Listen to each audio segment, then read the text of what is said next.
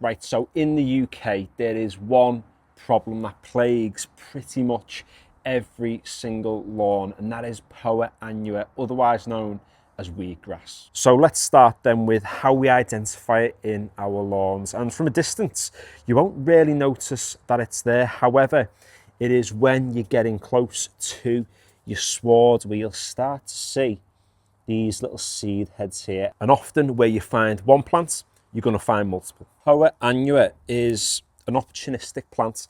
And what I mean by that is that this fella will take any opportunity to germinate wherever there's a space. Poa seeds are knocking about in every patch of soil up and down the UK. And every single time you scarify, you open up your soil, and that gives those opportunistic poa plants a chance to germinate. Now, does that mean then that we should never scarify our lawns again?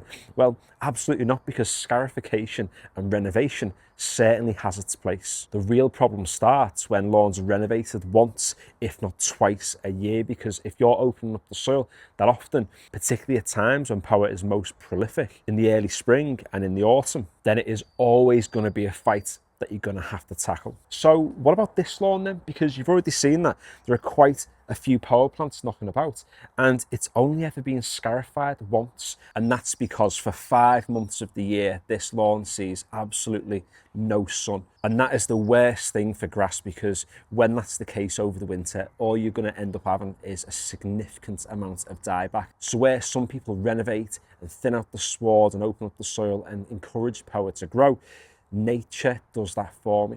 Nature kills the plants over the winter. It opens up the soil and it gives poa a fighting chance. So the question will be then, how do you solve the problem? And how do you fight the problem?